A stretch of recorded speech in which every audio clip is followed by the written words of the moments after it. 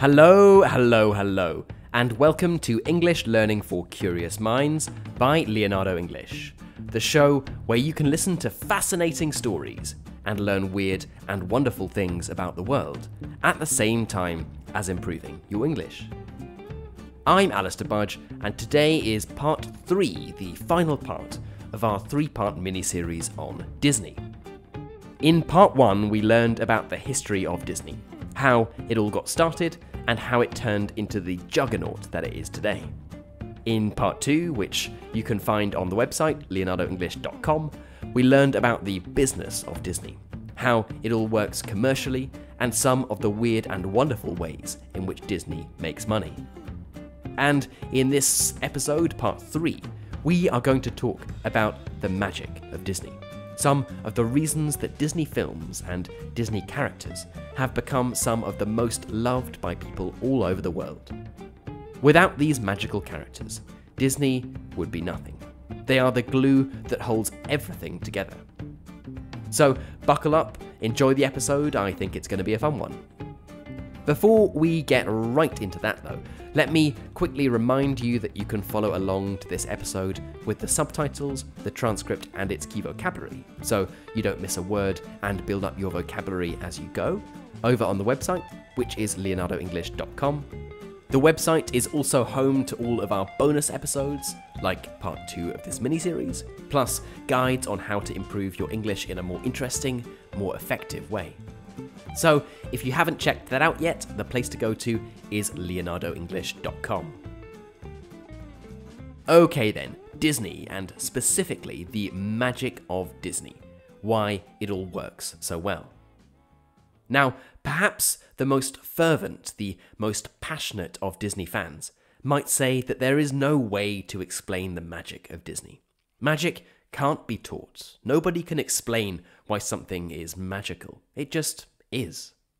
But there are lots of aspects of the Disney magic that can be quite nicely explained. And the fact that the original Disney, Walt Disney, died in 1966, and since then his company has done a pretty good job at creating magic without him. I think it's fair to say that there is a tried and tested formula for creating the Disney magic. Or perhaps I should say that there are formulas, multiple formula, because as you have now learned, there is much more than one style of Disney film. So, in this episode, we are going to reveal what some of the key themes are of Disney films, and some of the reasons why they work so well.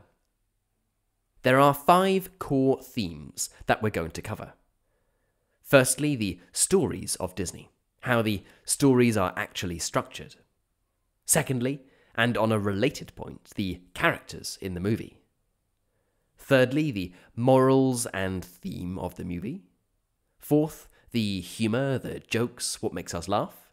And finally, of course, the music. So, the first theme is the story, the actual narrative of the movie. Every movie is a little different, but they almost always use a formula that has been nicknamed the hero's journey. And it goes something like this. It starts by setting out the scene, the normal situation. Then the problem with the situation is presented. Note, it's here that the bad character is normally introduced. Then, our hero is presented with a choice. Does he or she go on this journey? Do they take up the challenge? Inevitably, after weighing up the options, after deliberating, they depart. They come across challenges on their journey and meet people who can help them. Then there is one disaster, and it looks like all hope is gone. But magically, something happens, an opportunity presents itself. Often the hero is reunited with a long-lost friend. Our hero gets up again and continues on their quest. There is some kind of battle, the hero emerges victorious, and everyone is happy. Now, this might sound simplistic, but you can put this formula onto almost everything that Disney does.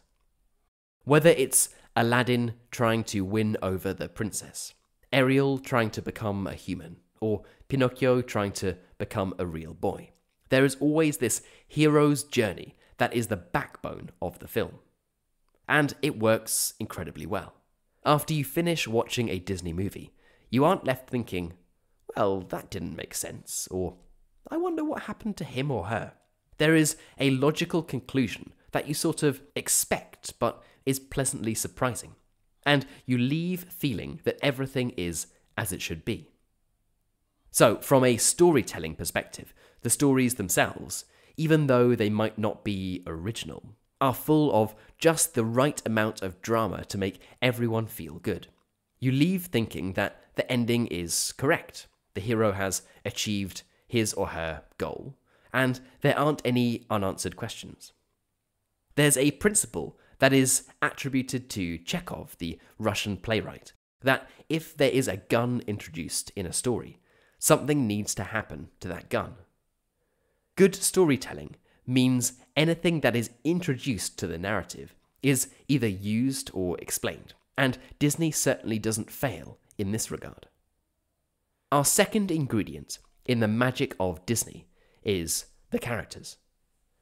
Now, as any storyteller knows, a story is nothing without its characters, and Disney does a fantastic job at creating characters with just the right amount of complexity. Not too complicated so that a child can't understand why the character is doing something, and not so simple that they are completely boring and predictable. Despite the fact that a large proportion of the characters in Disney movies aren't human and don't live in human worlds, they are humans in their character, which makes them far easier to relate to. To give a real example, Ariel, the mermaid in The Little Mermaid, is not the quintessential princess. Instead, she is independent, headstrong, not afraid to push barriers. In Toy Story, you have the characters Buzz Lightyear, the spaceman, and Woody, the cowboy. They are both complex characters. They have human characteristics. They are proud, they are jealous, they get sad, they have hopes and dreams. And it's not just the main good characters, the bad characters, the villains are also unique. They are their own characters with their own hopes and dreams.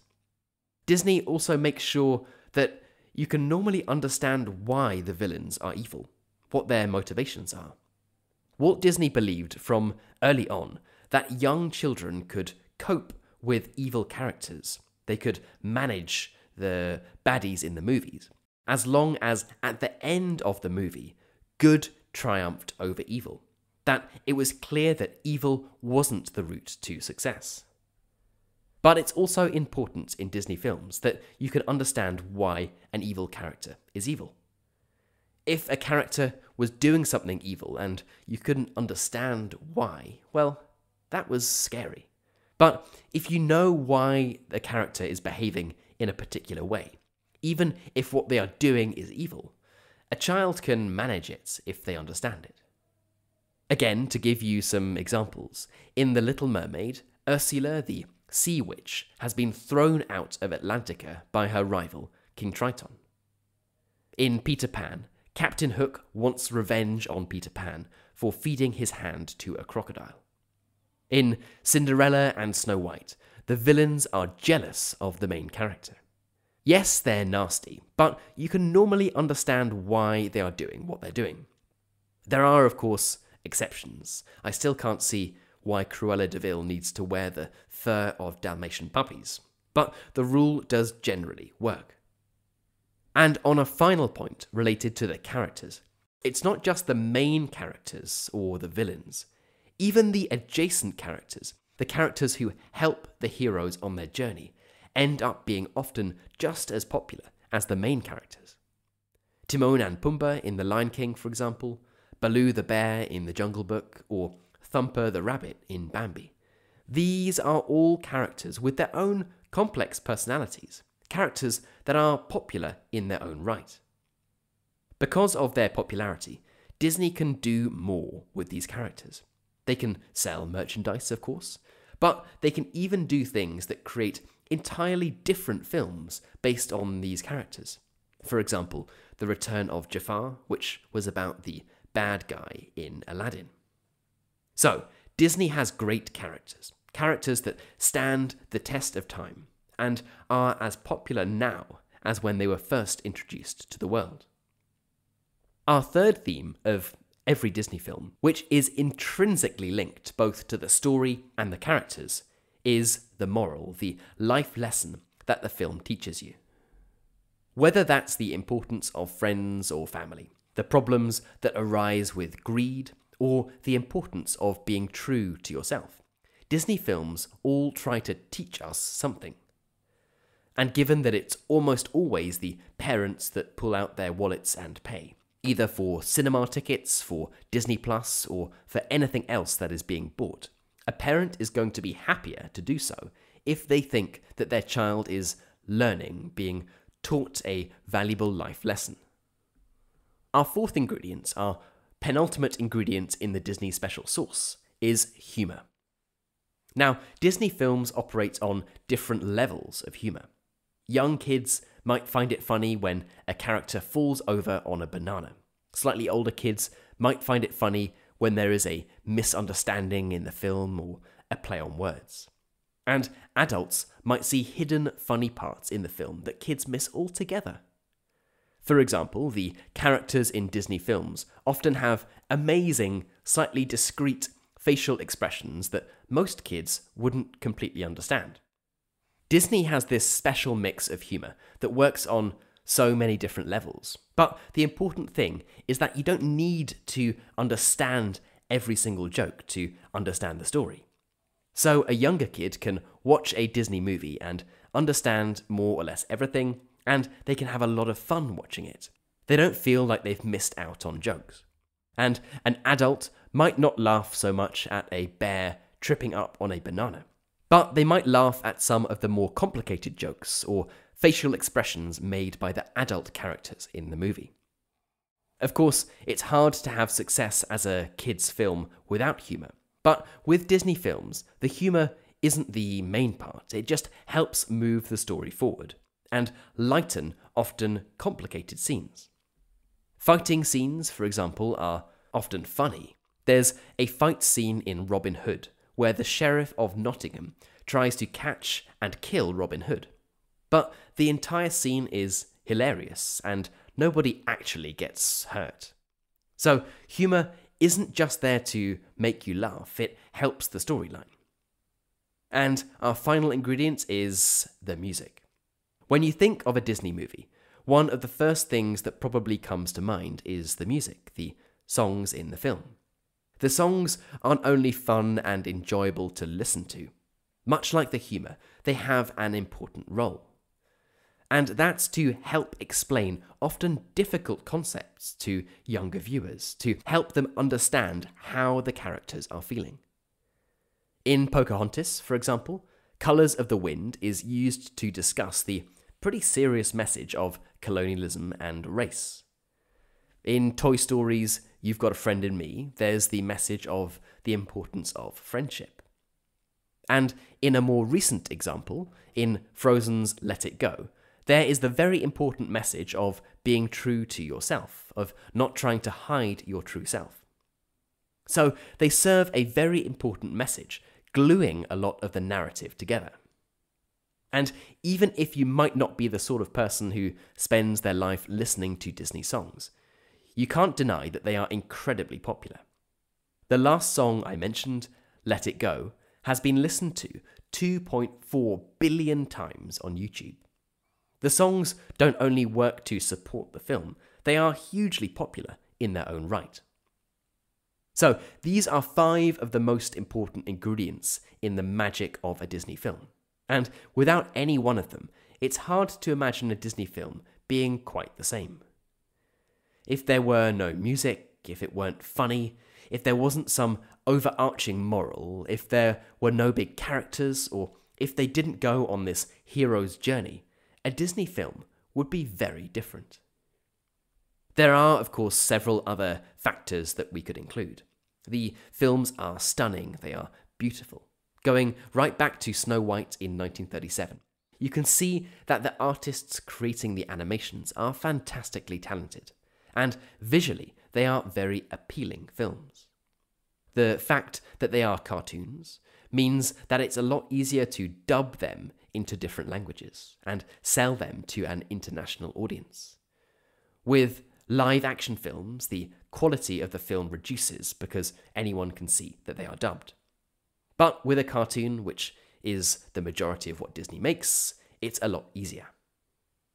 And finally, the themes in Disney, the deeply human themes, are universal. They are applicable no matter your age, your nationality, your belief systems, or even when you watch them. They are often set in imaginary worlds where toys are alive, animals can talk, or carpets can fly. This makes them even more universal because they aren't like a world that any of us lives in. If you watch Snow White, that was made over 80 years ago, but a kid could watch it and have just as much fun as someone watching it in 1937. They also don't include cultural references, things that someone would only understand if they had grown up in a particular place at a particular time. So you can watch one now or in 100 years, and it won't be harder to understand. Love, jealousy, anger, bravery, friendship, family, fear, these are all universal themes, and there's a reason that they feature so prominently in all of the Disney movies. And our final extra ingredient is nostalgia, the feeling of wanting to relive the past. Given that Disney is almost 100 years old, most people, at least in the Western world, will be able to remember watching and presumably enjoying Disney as a kid. When they grow up and have children of their own, the universality of Disney movies means that they can in turn recreate the same experience that they shared with their parents, with their own children. Although the recipe for magic might be there for all of us to see, this isn't to say that anyone with the right ingredients and deep enough pockets with enough money can create a hit movie. There certainly is something else, a special sauce, some magic that is hard to pin down that brings it all together. And whatever that is surely the true magic of Disney. Okay then, that is it for today's episode on the magic of Disney, and with that comes the end of our mini-series on Disney. As a reminder, in part 1 we learned about the history, in part 2 we learned about the business, and in part 3 it was the magic. I hope you enjoyed it, that it was a little bit magical, and at least that you've learned something new. As always, I would love to know what you thought of this episode, what you think of Disney, what your favourite Disney movie is and why, and anything else that you would like to share. For our lovely members, you can head right into our community forum, which is at community.leonardoenglish.com, and get chatting away to me and to other curious minds. And as a final reminder, if you are not yet a member of Leonardo English, but you are looking to improve your English in a more interesting way, to join a community of curious minds from all over the world, to unlock the transcripts, the subtitles, the key vocabulary, and the bonus episodes, like part 2 of this miniseries, then the place to go to is leonardoenglish.com. You've been listening to English Learning for Curious Minds by Leonardo English. I'm Alistair Budge, you stay safe, and I'll catch you in the next episode.